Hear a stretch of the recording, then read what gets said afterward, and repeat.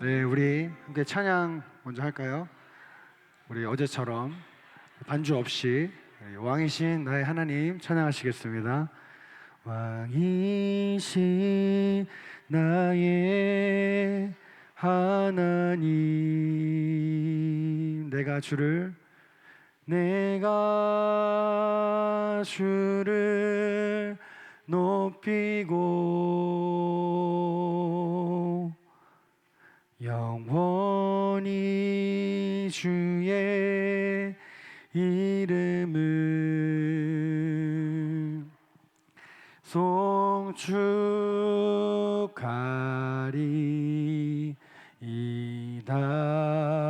왕이신 나의 예수님, 왕이신 나의 예수님, 내가 주를 높이고 내가 주를 높이고 영원히 주의 이름을 송축하리이다.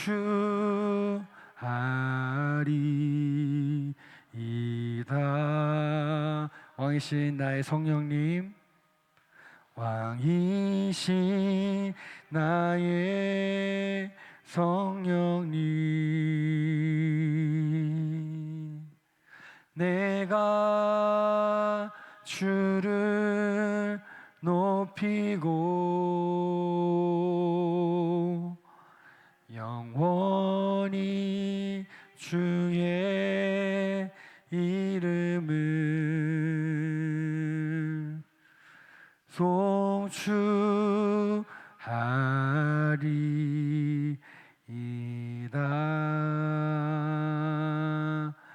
아멘. 왕이신 하나님이 우리 심령 가운데 다스리시는 오늘 밤 되기를 간절히 소망합니다. 아멘. 열성적으로 우리가 찬양한 만큼 더욱더 뜨거운 마음으로 하나님의 말씀을 사모하시는 우리 여러분 되기를 축복합니다. 성령이 귀 있는 자는 성령이 교회들에게 하시는 말씀을 들을지어다. 개회 예배의 말씀이었습니다. 이 말씀에 따라서 우리가 주님의 말씀에 귀 기울임으로 말미암아 우리의 믿음이 자라는 귀한 오늘 밤 되기를 소망합니다.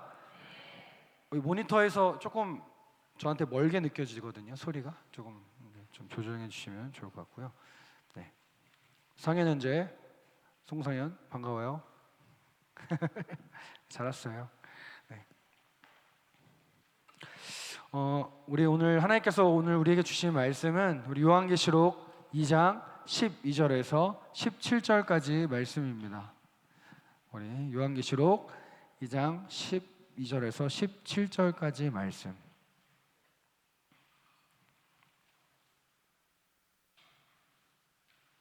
여섯 절인데요. 우리 함께 교독하시고 마지막 17절은 우리 합독하시겠습니다. 제가 먼저 읽겠습니다. 버가모 교회 사자에게 편지하라. 좌우에 날성검을 가지신 이가 이르시되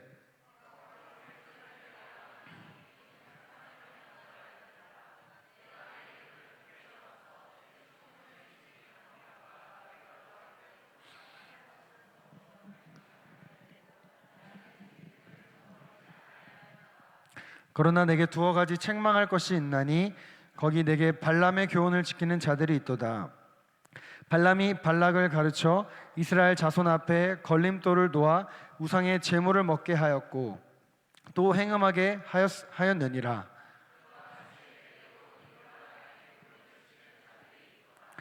그러므로 회개하라. 그리하지 아니하면 내가 내게 속히 가서 내 입의 검으로 그들과 싸우리라. 귀 있는 자는 성령이 교회들에게 하시는 말씀을 들을지어다. 이기는 그에게는 내가 감추었던 만나를 주고 또 흰 돌을 줄 터인데 그 돌 위에 새 이름을 기록한 것이 있나니 받는 자 밖에는 그 이름을 알 사람이 없느니라. 아멘. 방금 읽은 요한계시록 2장 12절에서 17절까지 말씀을 가지고 버가모 교회 그러므로 회개하라.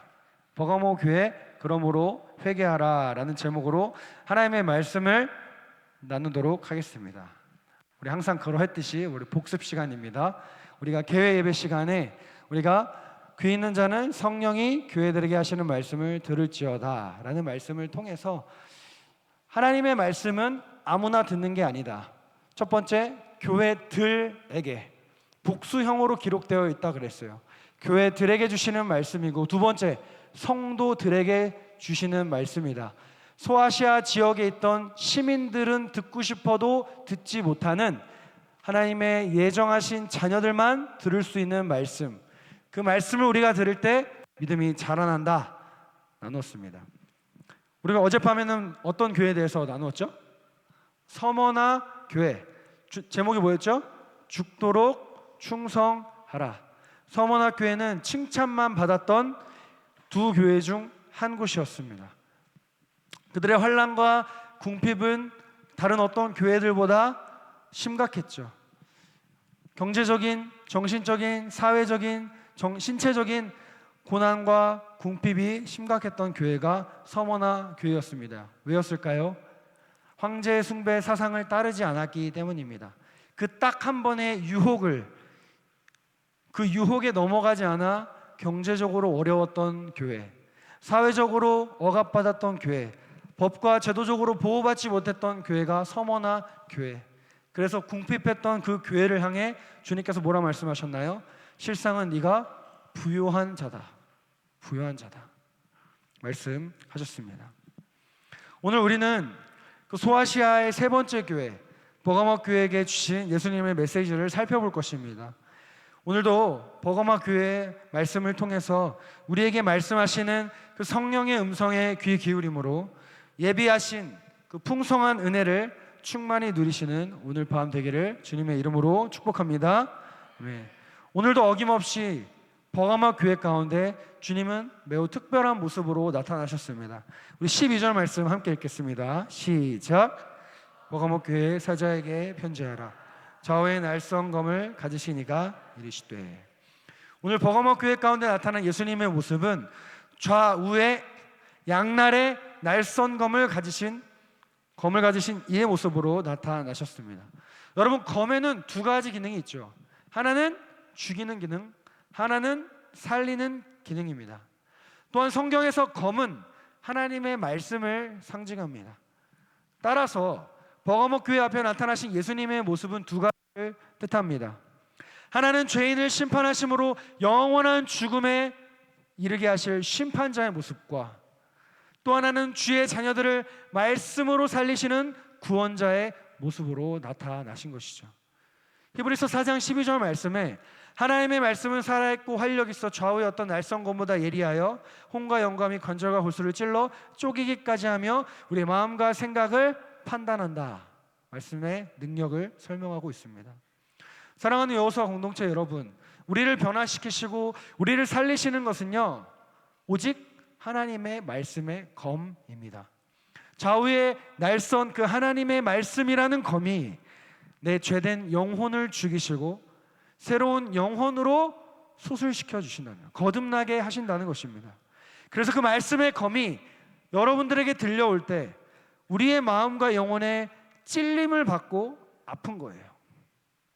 그러나 그것은 우리를 새롭게 하시고 변화시키시는 성령의 역사라는 것입니다. 바라기는 오늘 이 시간을 통해서 성령께서 교회들, 여러분 한 명 한 명들에게 하시는 그 말씀을 기쁨으로 받기를 소망합니다. 그래야 그 말씀의 검이 여러분의 혼과 영과 관절과 골수를 찔러 쪼개시사 여러분들을 새롭게 하시는 그 회복의 역사를 경험하는 오늘 밤 되기를 주님의 이름으로 축복합니다. 그 좌우의 날성검을 가지신 이의 모습으로 나타나신 예수님께서 버가모 교회 앞에 칭찬의 말씀을 하십니다. 우리 13절 말씀 함께 읽겠습니다. 시작.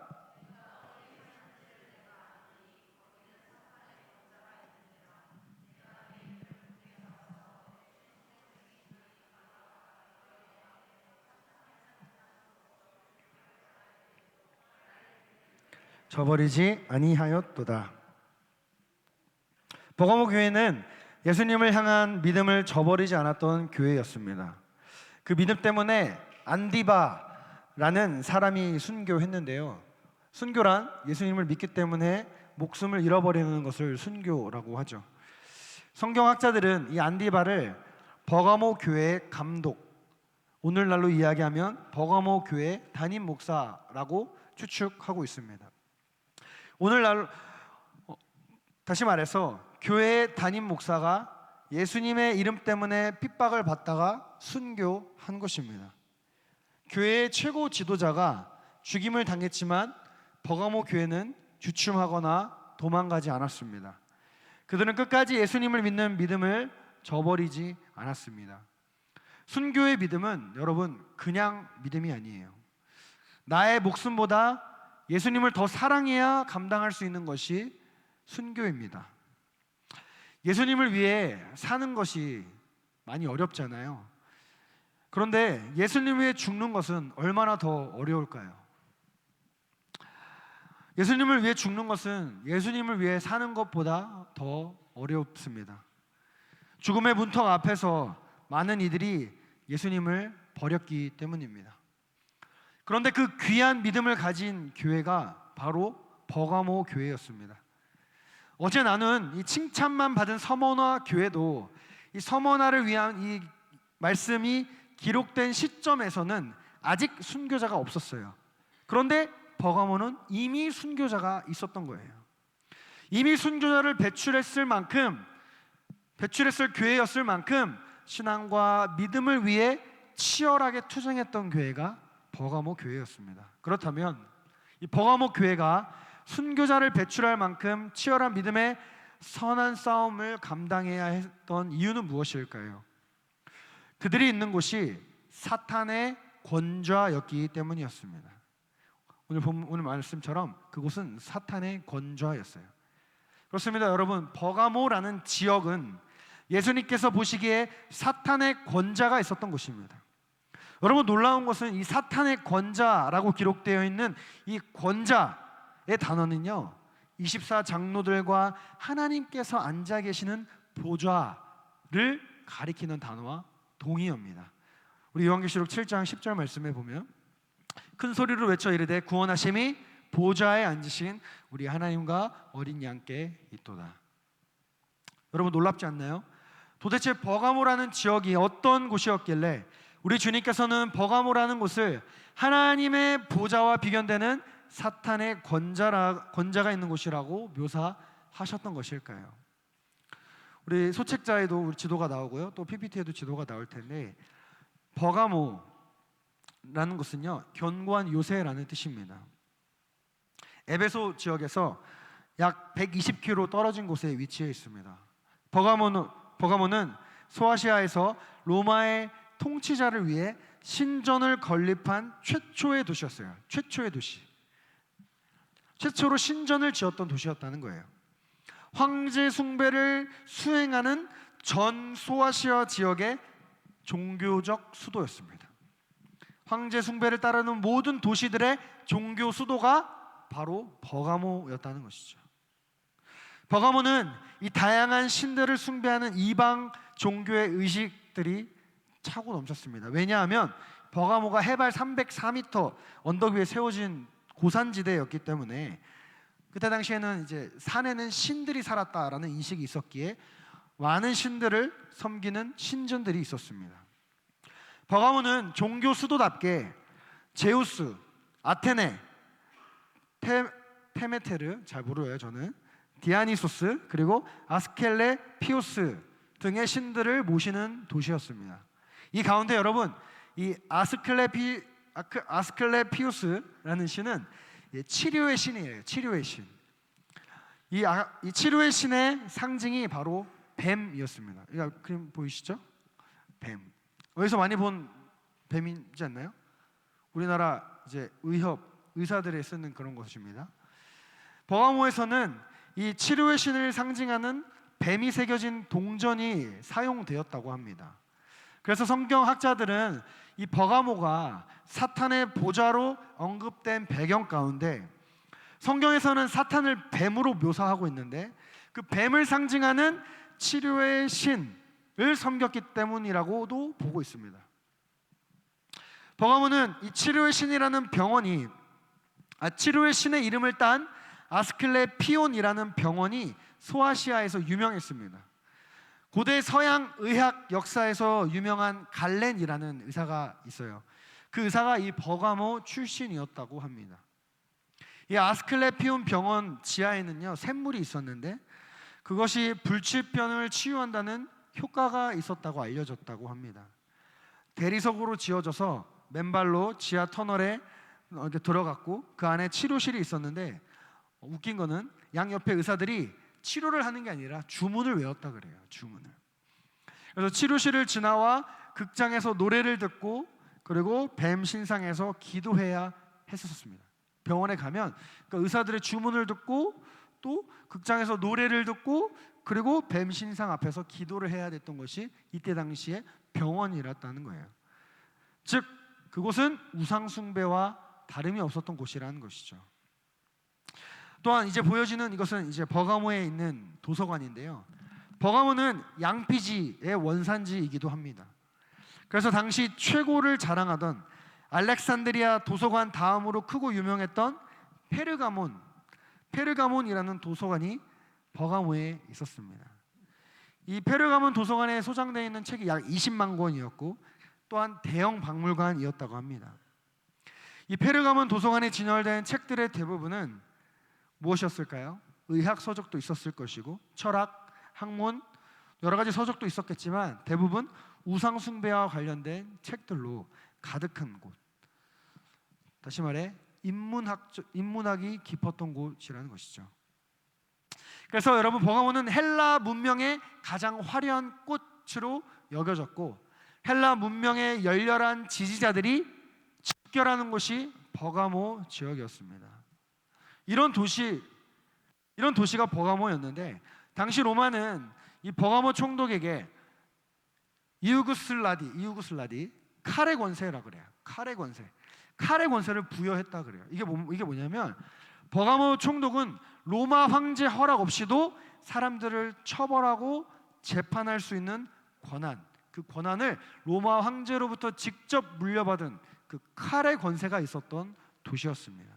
유일한 도시였어요. 유일한 도시. 자, 여러분 이 모든 것을 종합해 보면 당시 버가모는 우상 숭배의 본거지라고 불릴 만큼 모든 것이 우상 숭배와 깊은 관련이 있는 도시였습니다.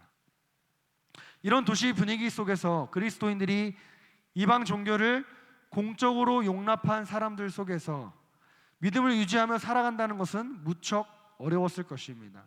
사회 곳곳에서 사탄이 최고의 통치자로 자리하고 있었기 때문이죠. 그래서 예수님은 그곳을 사탄의 권자다라고 말씀하셨던 것입니다. 그곳에 버가모 교회가 있었습니다. 여러분 모든 곳이 영적 전투지였겠지만 그 가운데 버가모 교회는 오늘날로 이야기하면 다른 어느 지역보다 선교하기, 목회하기 매우 힘들었던 곳. 마치 종교의 자유가 전혀 허락되지 않은 중동 땅이나 북한에 있는 지하교회와 같은 교회가 바로 버가모 교회였다는 것이죠. 여러분 버가모는 사탄의 소굴이었습니다. 그러나 교회는요 세상의 빛이기 때문에 그곳이 제 아무리 어둡고 힘들더라도 주님이 가라시면, 주님이 버티라 하시면 버텨야 하는 것이 교회의 사명입니다. 그러한 사명을 감당하고 있었던 교회가 바로 버가모 교회였습니다. 그 사명감 때문에 안디바라는 충성된 증인이 순교하게 된 것이죠. 이처럼 여러분 버가모 교회는 주님께서 칭찬하지 않을 수 없었던 교회였습니다.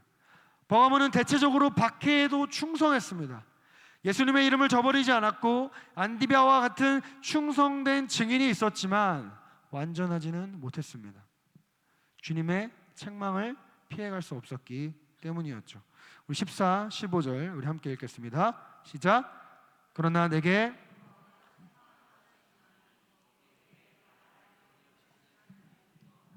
발람이 발락을 가르쳐 이스라엘 자손 앞에 걸림돌을 놓아 우상의 제물을 먹게 하였고 또 행음하게 하였느니라. 이와 같이 내게도 니골라 당의 교훈을 지키는 자들이 있도다. 14, 15절을 보시면요 발람의 교훈을과 니골라 당의 교훈을 동일한 개념으로 지금 주님께서 말씀하고 계십니다. 근데 우리가 니골라당에 대해서 우리가 알기 위해서는 발람의 교훈인지 먼저 알아야 되는데요. 히브리어로 발람이란 약탈자, 멸망시키는 자, 잡아먹는 자라는 의미의 이름입니다. 이 발람의 헬라어 표기가 있는데 탐식가, 백성이 아닌 자, 타국 사람이라는 헬라어 뜻이 있다고도 합니다.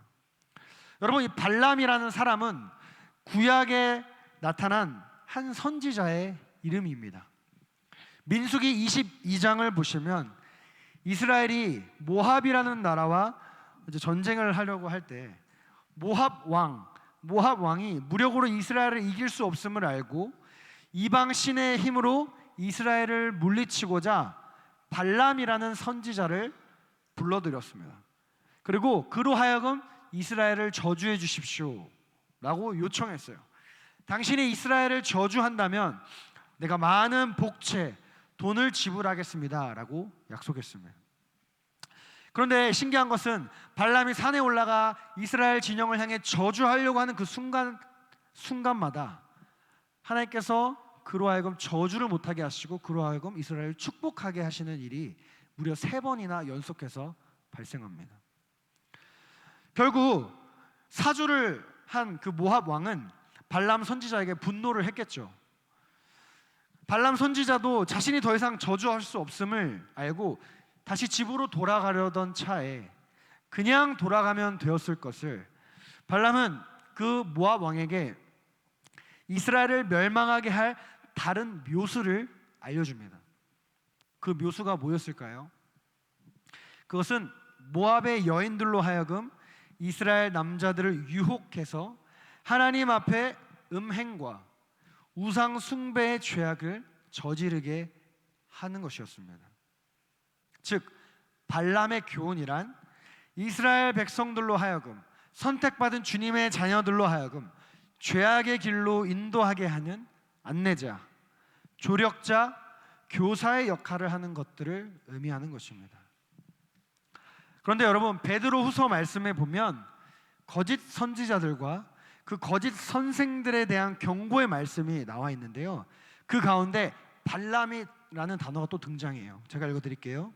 그들이 바른 길을 떠나 미혹되어 부올의 아들 발람의 길을 따르는도다. 그는 불의의 삭, 아까 돈을 받았다 그랬죠? 불의의 삭을 사랑하다가 자기의 불법으로 말미암아 책망을 받되 말하지 못하는 나귀가 사람의 소리로 말하여 이 선지자의 미친 행동을 저지하였느니라. 이 말씀은 거짓 선지자와 거짓 교사들을 책망하는 베드로전서 말씀 가운데 등장하는 말씀이에요. 이 모든 것을 여러분 종합해 볼 때 발람의 교훈이란 진리에서 벗어나 하나님 앞에 범죄하게 하는 거짓된 가르침을 주는 교사, 선지자, 메시지 등을 의미하는 것이죠. 발람의 교훈은 순교적 신앙을 가진 버가모 교회 성도들도 책망받게 한 사탄의 교활한 공격이었던 것입니다. 그렇다면 구체적으로 버가모 교회로 하여금 범죄하게 하는 교훈의 내용은 무엇이었을까요? 우리는 그 힌트를 이제 니골라당의 교훈에서 확인해 볼 수 있는 것입니다. 니골라라는 뜻은 백성을 이기다 라는 발람의 헬라어식 번역입니다. 그러니까 발람과 니골라당 사이에는 단순한 어원상의 언어 유희가 있었고 그것을 넘어 보다 깊은 연관성이 있었다는 것이죠. 니골라당은 영혼과 육체를 분리해서 생각하는 사람들이었습니다. 이 영은 좋은 것, 육은 부정한 것이라고 여기던 사람들이 니골라당이었습니다. 그래서 이러한 교리를 영지주의라고 그래요. 영지주의. 영은 선한 것, 육은 악한 것. 영은 고등한 것, 육은 하등한 것. 약간 이런 개념으로 이분법적인 사고를 갖고 있는 자들을 영지주의자라고 하는데요. 그들은 구원은 우리의 영혼이 믿음으로 얻는 것이기 때문에 구원을 위해 우리의 육체가 어떠한 것에도 얽매일 필요가 없다라고 주장했던 사람들이었습니다. 그래서 그들은 육에 해당되는 이 율법을 거부했습니다. 율법은 우리의 육을 얽매이게 하잖아요. 그래서 육은 이제 필요 없으니까 그 육을 힘들게 하는 율법을 또 필요 없다 이렇게 생각했던 자들이에요. 믿음으로 말미암아 우리의 영혼이 구원을 얻은 것이었기 때문에 타락한 육체에 적용되는 율법은 더 이상 지킬 필요가 없습니다 라고 가르쳤던 사람들이 바로 니골라당의 교훈이라는 것이죠. 그래서 니골라당들은 세상과 똑같이 마음껏 육체적 쾌락을 즐겨도 된다라고 가르쳤습니다. 이와 같은 니골라당의 가르침은 버가모 안에 있는 성도들에게 어떠한 자유함을 주었어요. 어떠한 자유함이었을까요? 발람의 교훈대로, 앞서 말한 모압 여인들로 하여금 이스라엘 백성들을 음행하게 한 발람의 교훈대로 우상 숭배의 제물을 먹게 했고 음행의 죄악을 저지를 수 있는, 저질러도 된다는 자유함을 준 것입니다. 당시 버가모 지역도 지도에서 보듯이 소아시아 지역이 되게 가까워요. 그래서 그 문화가 그 문화인데 황제 숭배 사상이 지배하던 곳이 버가모 지역이었잖아요. 그래서 그곳에서 생존하려면 우상에게 바쳐진 제물을 먹고 마셔야 버가모라는 지역에서 사회생활을 할 수 있었어요. 당시 신전이라는 곳은 단순히 제사만 드리던 곳이 아니었어요. 그곳은요 사교 모임의 장이었습니다. 신전에는 넓은 뜰이 있었어요. 그 뜰에 낮에는 책상과 의자들이 깔려 있었습니다. 그곳에 앉아 내가 사업을 따내려는 사람과 앉아서 먹고 마시는 거예요. 그러다가 저녁이 되면 그 신전에서 그 신을 섬기는 여호 사제들과 음행했던 것입니다. 그것을 제사라는 이름으로 해왔던 거예요. 무엇이요? 그때 당시의 문화가 황제 숭배의 사상에 영향을 받은 그 지역들이 상업적 네트워크를 만들어가는 것이 신전이었습니다. 그리고 그 신전에서 다른 이들과 같이 신전 사제들과 음행했던 것이죠. 니골라당의 교훈은 황제 숭배 사상을 거절함으로 당하는 사회적 불이익을 막기 위해서 몸으로는 참석하되 마음으로는 하나님을 찾고 우상을 멸시하면 되지 않느냐라는 묘안을 제시했던 것입니다. 어떻게 보면 매우 현실적이고 지혜로운 처사인 것처럼 보입니다. 왜요? 그러면 우리가 버가모라는 지역에서 경제활동도 하고 사회활동도 하고 나의 육체적인 쾌락도 만족시킬 수 있기 때문이죠. 우상의 축제에 참여하는 것은 로마를 위한 애국심이라고 말할 수 있게 된 것이에요. 로마를 위한 애국심이다. 로마 황제도 인정하는 것 아니냐. 로마 황제가 얼마나 기뻐하겠느냐. 또 버가모 지역의 사회 구성원으로서 사회적인 의무를 다하는 것이다 라고 얘기했던 것입니다. 그러한 모습들이 그리스도를 향한 신앙에는 전혀 문제가 없다. 왜? 우리의 영혼은 깨끗하고 좋은 것이고 육체는 악한 것인데 우리가 영혼은 하나님께로만 향하면 되기 때문이다 라고 말했기 때문입니다. 그렇다면 여러분, 이때 당시에 니골라당의 교훈이 오늘날 21세기에는 어떠한 의미로 우리에게 다가올 거예요? 첫 번째는요, 자유와 방종입니다. 오늘날 우리 안에 자리 잡은 니골라당의 교훈은 무엇인가요? 자유와 방종. 오늘날 여러분, 음주, 흡연, 성적인 문란함 등 우리들의 육체와 관련된 행위와 율법들이 더 이상 우리들의 구원에 지대한 영향을 주지 않는다라는 가르침이 개인과 교회와 공동체 안에서 점점 더 합리화되어 가고 있습니다. 아니 차라리 합리화되면 다행인 것 같아요. 점점 더 외면하고 침묵하고 있습니다. 그러나 성경은 우리가 자유를 위해 부르심을 입었지만 그 자유를 육체의 기회로 삼지 말라고 분명히 말씀하셨습니다. 우리 갈라디아서 5장 13절 함께 읽겠습니다. 시작. 형제들아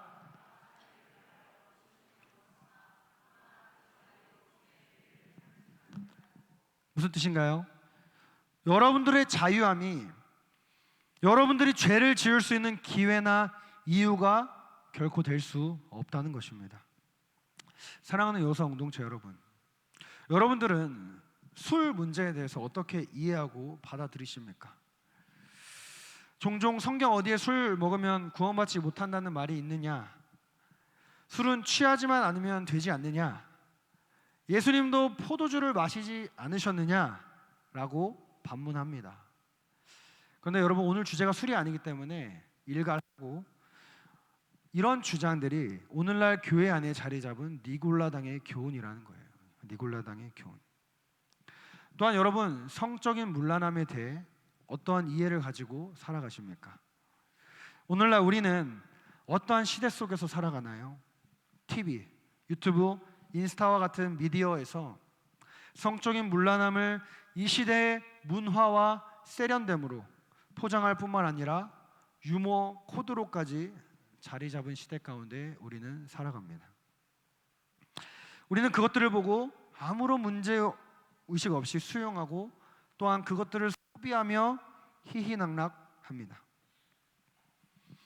그 가운데 하나가 혼전 순결, 혼전 성관계, 혼전 동거입니다. 어느 순간부터 연애하면 혼전 성관계를 맺는 것을 당연하게 여기는 시대 가운데 우리는 살아갑니다. 가슴 아픈 일이죠. 세상은 애초에 죄로 기울어졌기 때문에 그럴 수 있습니다. 그런데 문제는 이러한 인식이, 문제를 문제로 인식하지 못하는 인식들이 교회 안에도 들어와 있다는 것입니다. 더 이상 많은 그리스도인들조차 혼전 성관계를 문제라고 생각하지 않습니다. 아무런 문제의식이나 위험성도 인지하지 않은 채 연인과 함께 1박 2일, 2박 3일 여행을 떠납니다. 멀리 여행을 가지 않더라도 데이트 코스에 모텔을 한 코스로 잡아뒀습니다. 결혼에 있어서는 어떠한가요? 결혼 전에 같이 살아보고 결혼하는 것에 대해 현명하고 효율적인 것이라고 생각합니다. 오히려 지혜롭다고 생각합니다. 경제적으로도 가성비라고 생각합니다. 왜요? 살아보지 않고 결혼했다가 이혼할 바에 결혼 전에 살아보고 헤어지는 것이 덜 손해이기 때문이라고 생각하기 때문이죠. 교회 안에 무엇이 들어온 건가요? 효율. 효율이라는 니골라당의 교훈이 들어온 것입니다. 그 효율이라는 것으로 인해 우리는 자유하게 된 것이고 방종하게 된 것이죠.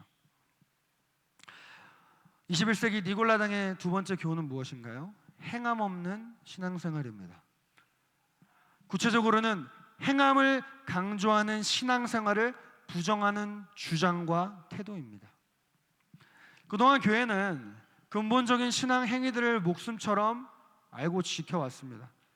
주일 성수를 비롯한 11조 생활이나 헌신, 섬김의 삶을 한국 교회는 다른 어떤 전 세계 교회보다 강조하고 지켜왔습니다. 그런데 어느 순간부터 이제는 어떤 것이든지 요구하거나 강조하면 율법주의라며 그것은 율법주의입니다 라며 오히려 그것을 말하는 사람들을 매도합니다. 행함보다 마음이, 중심이 더 중요합니다 라고 말하는 것이죠. 물론 하나님은 우리의 중심과 마음을 보십니다. 마음 없는 행함을 받지 않으시죠. 그러나 동시에 하나님은 행함 없는 마음을 경멸하십니다. 야고보서 2장 22절에 내가 보거니와 믿음이 그의 행함과 함께 있고 행함으로 믿음이 온전하게 되느니라. 여러분들이 갖고 있는 그 믿음이 언제 완전해지나요? 행함으로 완전해진다는 것이죠. 믿음은 행함과 함께 일합니다. 행함이 없는 믿음은 죽은 것이며 행함이 없는 믿음은 온전하지 못한 것이라는 것입니다. 지난 주일날 에베소 교회의 말씀을 나누었듯이 행함 없는 사랑 고백은 하나님을 향한 기만입니다. 이처럼 오늘날 교회 안에는 적당한 진리와 함께 온갖 니골라당의 말들이 들어와 있습니다. 우리들의 인식과 가치관과 마음과 삶과 신앙생활과 심지어 신앙 고백에도 우리도 모르는 사이에 들어와 있다는 것이죠. 그리고 우리는 그것을 진리라고 착각합니다. 그러나 여러분, 니골라당의 교훈은요, 진리가 아닙니다. 니골라당의 교훈을 용납하는 것은 그저 마귀에게 들어올 틈을 내어주는 것뿐입니다. 하나님 앞에서 신앙의 지조가 없는 모습이라는 것이죠. 하나님은 결코 타협을 허용하지 않으십니다. 이스라엘 백성이 여호와 하나님과 바알 사이를 왔다리 갔다리 할 때 하나님은 여호수아를 통해 다음과 같이 말씀하십니다. 여호수아 24장 15절에 보면 만일 여호와를 섬기는 것이 너에게 좋지 않게 보이거든 너의 조상들이 강 저쪽에서 섬기던 신들이든지 또는 너희가 거주하는 땅에 있는 아모리 족속의 신들이든지 너희가 섬길 자를 오늘 택하라. 오직 나와 내 집은 여호와를 섬기겠노라 하니라. 작은 현실적인 이해. 왜 이 현실적인 이해가 뭐냐면요, 요단강 약속의 땅 반대편에 있었던 요단강 동편의 땅은요 매우 기름진 땅이었어요. 거기도 자식과 양떼를 가축들을 키우기 좋은 땅이라고 기록되어 있어요. 그런 작은 현실적인 이익 때문에 하나님과 세상 사이에 양다리를 걸치고 있는 이스라엘 백성을 향해서 하나님은 택하라. 저 신이냐 나냐 하나님께서 말씀하시면, 그런데 누구는 하나님은 왜 이렇게 단호하고 왜 이것이냐 저것이냐 흑백 논리로 같이 결단을 요구하시냐 반문할 수도 있습니다. 그 이유가 무엇일까요? 그 이유는 죄라는 것이 누룩과도 같기 때문입니다. 작다고 무시하면 얼마 안 돼요. 모든 것을 죄로 물들어버리는 누룩과도 같은 것이 죄이기 때문입니다. 여러분, 처음부터 죄를 짓는 사람이 있을까요? 처음부터 큰 죄를 짓는 사람이 있을까요? 처음부터 사람을 죽이는 큰 죄를 짓는 사람은 없습니다. 그렇기 때문에 마귀는요, 큰 것이 아니라 아주 작은 것, 대단한 것이 아니라 아주 미미한 것, 그것을 가지고 이 정도쯤이야 라며 타협하게 만든다는 것이죠.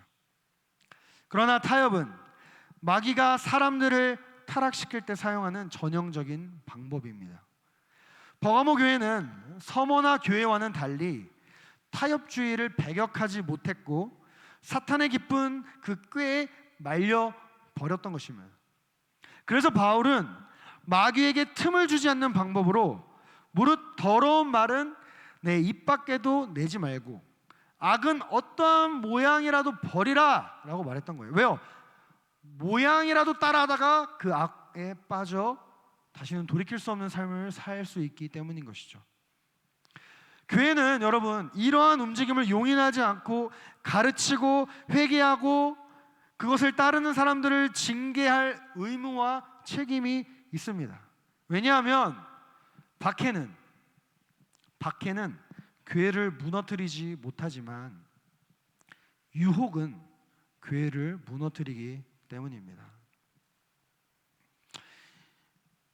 20세기의 최고의 변증학자라고 알려져 있는 C.S. 루이스의 스크루테이프의 편지에서 성도들을 그리스도의 손에서 빼앗아 오는 방법으로 고난을 택하지 말라라고 기록합니다. 고난이 아니라 형통이라는 방법을 사용해라 말합니다. 왜냐하면 형통이라는 방법으로 넘어오지 않는 성도를 보지 못했기 때문이다 라고 이야기합니다. 그렇습니다. 여러분, 어떨 때는 고난을 통해 우리는 더 결집합니다. 그런데요, 형통을 통해 우리는 그리스도를 떠나게 되는 때가 더 많다는 것이죠. 여러분, 욥과 솔로몬의 예를 생각해 보십시오. 욥의 믿음은 고난 때문에 깊어졌습니다. 욥은 고난을 이겼지만 솔로몬은 형통을 이기지 못했습니다. 이처럼 고난보다 무서운 것이 형통입니다. 유혹입니다. 타협입니다. 오늘날 한국교회가 병든 것은 외부의 적보다는 내부의 적, 이 니골라당의 교훈을 허용함으로 먼저 스스로 무너졌기 때문입니다. 한국교회에도 많은 박해가 있었습니다. 조선시대 구한말부터 시작하여 일제시대 한국전쟁에도 교회에 대한 박해는 끊임없이 있어 왔습니다. 그리고 잘 이겨왔습니다. 그러나 언제부턴가 세상의 물결이 니골라당의 교훈들이 교회 안에 들어오게 되었습니다. 영지주의, 물질주의, 성공주의와 같은 인본주의 사상들이 교회 안에 신앙과 믿음이라는 이름으로 차츰차츰 자리 잡아가게 되었습니다. 그로 인해 교회는 세상과 타협했고 하나둘 타협했죠. 크게 타협하지 않았어요. 하나둘 타협했습니다. 세상의 유혹에 넘어갔습니다. 제가 알고 있는 것들만 이야기하면 아주 옛날에 낙태를 허용했죠. 낙태를 용인했습니다. 그러다가 이혼도 용인했습니다. 그러다가 이제는 동성애도 용인하는 처지에 다가가고 있죠. 이렇게 하나 세상에게 내어주고 있습니다. 무엇을? 교회의 순결함들은, 진리의 가르침들을 그건 진리가 아닐 수 있겠구나 라는 말로 하나하나 내려놓게 되었다는 것이죠. 그 결과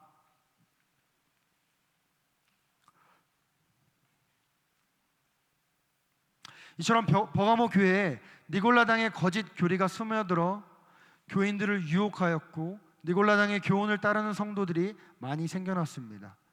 니골라당의 교훈에 물든 자들은 하나님의 율법을 무시했고 자유를 남용하여 극도의 부도덕과 방종에 빠지게 되었습니다. 그 결과 버가모 교회는 숭고한 순교적인 신앙을 잃어버렸던 것이죠. 사랑하는 여호사 공동체 여러분, 이러한 버가모 교회를 보면서 우리가 얻어야 할 교훈은 무엇일까요? 주님을 위해 감히 순교까지 할 수 있는 믿음의 사람이라 할지라도, 순교까지 감당했던 역사와 전통을 자랑하는 교회라 할지라도 얼마든지 음행과 우상 숭배의 유혹에 빠져 주님께 책망을 받을 수 있다는 것입니다. 그리고 그 유혹은 하나님의 말씀을 나의 편의와 유익과 상황에 따라 취사 선택할 때 시작된다는 것입니다.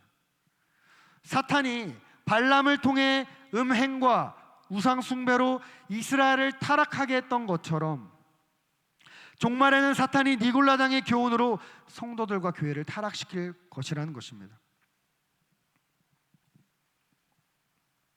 그 니골라당의 교훈으로 진리의 순수성을 잃어버린 버가모 교회를 향해서 주님께서 말씀하십니다. 우리 16절 말씀 함께 읽겠습니다. 시작. 그러므로 회개하라.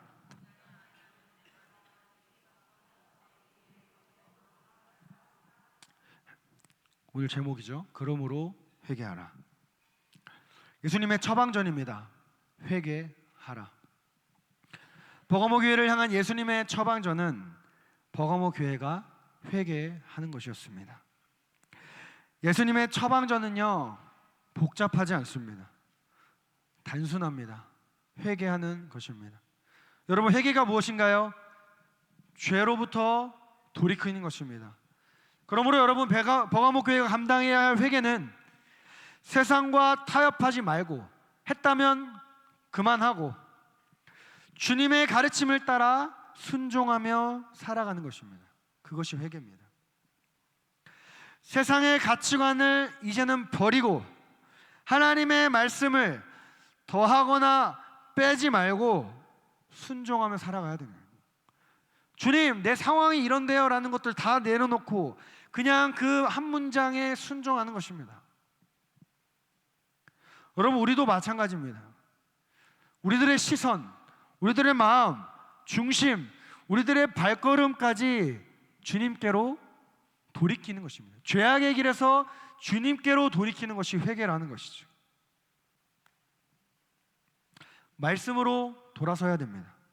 그러할 때 우리가 알고 지은 죄, 모르고 지은 죄, 그리고 연약하여 반복적으로 짓는 죄 모두 용서받는 것입니다. 그렇게 우리의 죄가 용서받을 때 우리는 살아나는 것입니다. 우리가 회개하지 않으면 어떻게 될까요? 예수님께서 경고하십니다. 예수님은 입에서 나오는 검으로 그들과 싸우겠다 말씀하십니다. 그런데 여기서 그들은 누구일까요? 발람의 교훈과 니골라당의 교훈을 가르치는 자들일까요? 아닙니다.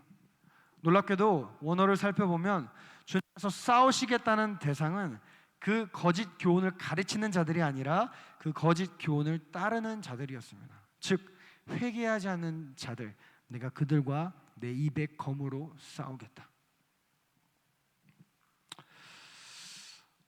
우리 주님의 관심은 언제나 자신을 따르는 자들에게 있으십니다.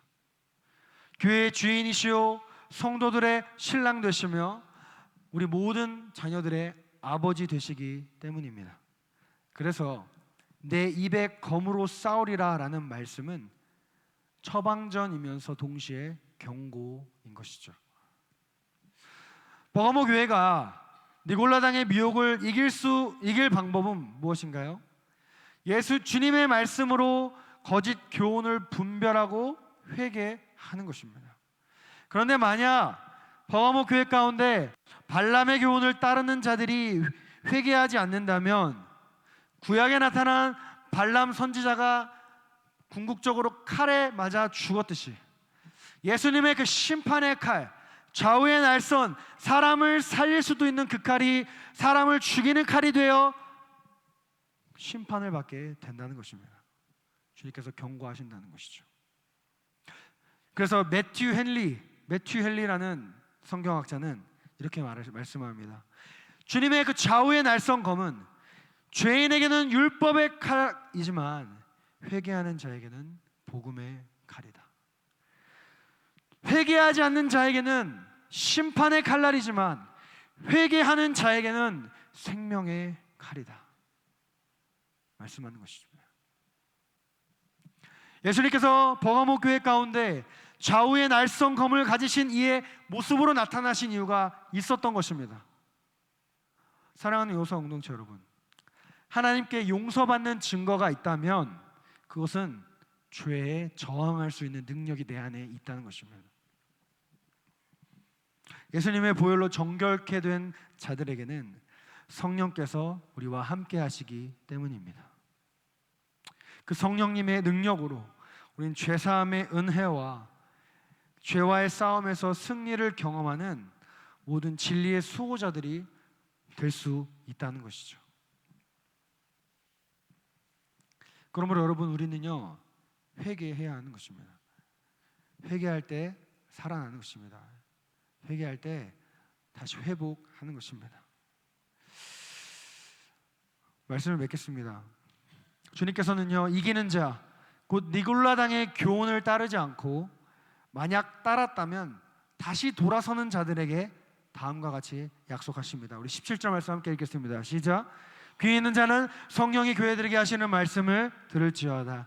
이기는 그에게는 내가 감추었던 만나를 주고 또 흰 돌을 줄 터인데 그 돌 위에 새 이름을 기록한 것이 있나니 받는 자 밖에는 그 이름을 알 사람이 없느니라. 주님의 약속은 크게 두 가지입니다. 첫 번째, 감추인 만나를 줄 것이다 말씀하셨습니다. 감추인 만나는요 우상에게 바쳐진 것과 대조되는 개념입니다. 만나는 이스라엘이 40년 광야 속에서 하나님만을 의지할 때 먹을 수 있었던 양식이었습니다. 우상의 식탁에 타협하고 참여하여 생계를 유지하기보다는 하나님이 주시는 그 하늘의 양식에 의존하라라는 말씀인 것이죠. 네가 비록 나를 따름으로 말미암아 이 땅에서 환난과 궁핍을 당하지만 내가 너를 결코 굶주리지 않게 하겠다. 우상의 재물을 먹지 말아라. 내가 만나를 너에게 허락해 주겠다.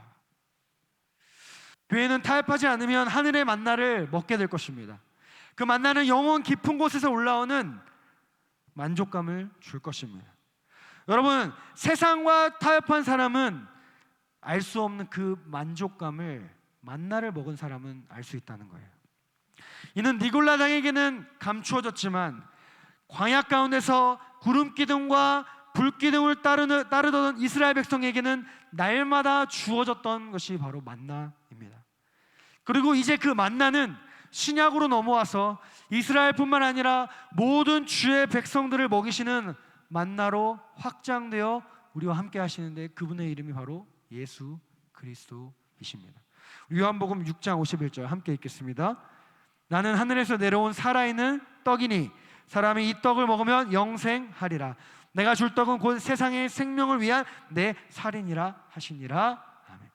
주님께서 주시겠던 감추었던 만나가 무엇인가요? 자기 자신이었습니다. 내가 너희를 위해 찾아간다. 내가 너희 인생의 주인이 되어주겠다. 주님의 두 번째 약속은 무엇인가요? 흰 돌입니다. 흰 돌에는 다양한 역사적인 배경이 있는데요. 첫 번째는 일반적으로 재판에서 무죄를 선고할 때 흰 돌을 주었다 그래요. 딱 주거나 보여줬어요. 저 사람은 무죄입니다 하고 흰 돌을 딱 들어요. 반대로 검은 돌은 뭘까요? 유죄겠죠. 여러분, 이기는 자는 모든 죄의 속박에서 벗어나 참된 자유함, 영원한 자유함, 부작용 없는 자유함을 누리게 하신다는 것입니다. 여러분, 죄가 머무는 자리에는요 자유함이 없습니다. 여러분, 그곳에는요 멸망과 사망뿐입니다. 오직 참된 자유는 하나님 말씀 안에서만 누릴 수 있는 거예요. 그 참된 자유함을 상징하는 흰 돌을 주시겠다는 겁니다. 어떨 때? 세상을 따르지 않고 나를 따를 때 너가 세상이 줄 수 없는 참된 자유함, 참된 만족함을 주겠다. 여러분, 죄 많이 지어보잖아요. 지어볼 때마다 기쁘던가요? 행복하던가요? 기쁘면 교회 와서 마음껏 자랑해 보십시오. 자랑하지 못한 이유가 무엇인가요? 부끄럽기 때문입니다. 우리는 알아요. 우리 영혼이 알아요. 왜요? 영심이 알아요. 양심이 있기 때문에. 하나님의 형상으로 지음받은 영적인 존재이기 때문에 하나님께서 기뻐하시지 않는 일을 내가 배우지 않더라도 했을 때마다 우리 영혼이 불편한 겁니다. 내 안에 성령님이 불편해 하시는 겁니다. 아파하시는 겁니다. 그런데 우리가 그 세상과 타협하지 아니하고 진리의 말씀에 따라 차근차근 걸어갈 때 세상에 줄 수 없는 참된 기쁨과 자유함을 주신다는 것입니다. 흰돌의 두 번째 의미는요, 입장권입니다. 흰돌은요 초대장으로도 사용되었다고 합니다. 주님께서는 이기는 자에게 천국에 들어갈 초대장을 주십니다. 신랑 되시는 예수님께서 주관하시는 그 천국 잔치에 참여할 수 있는 자들이 되게 하겠다라는 것이죠. 좌우의 날성검을 가지신 이의 그 검에 따라 우리가 새 사람을 입으면 우리는 흰돌을 가지고 천국에 갈 수 있는 것입니다. 나와 영원히 함께 할 수 있는 것입니다. 그리고 그 흰돌에 무엇을 새겨주시겠다 말씀하십니까? 새 이름을 적어주시겠다 말씀하십니다. 이름은 정체성을 의미합니다. 이기는 자에게 새 이름, 새로운 지위, 새로운 정체성을 주시겠다 말씀하시는 것이죠. 하나님 나라 공동체 안에서 정식 회원이 되었음을 보증하는 표식을 주겠다는 것입니다. 예수 그리스도께서 십자가에서 흘리신 보혈로 말미암아 영원한 죽음에서 영원한 생명으로 옮겨진 우리가 새 이름을 가진 자들이라는 것입니다. 우리가 바로 죄인에서 의인이란 이름으로, 죽었던 자에서 거듭난 자라는 이름으로, 진노의 자녀에서 하나님의 자녀라는 이름으로 새 이름을 받았다는 것입니다. 그러므로 우리 모두 이기는 자가 되어서 진리 안에서 참된 자유함을 누리기를 주님의 이름으로 축복합니다.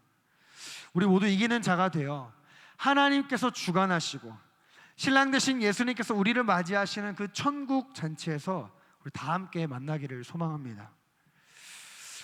우리 모두 이기는 자가 되어 이 땅에서의 이름, 이 윤선교라는 이름이 아니라 하나님께서 주시는 그 새로운 이름으로 천국에서 그 새로운 이름으로 서로를 부르며 하나님을 영원토록 찬양하는 모든 여호수아 공동체 예배자들 되기를 주님의 이름으로 축복합니다.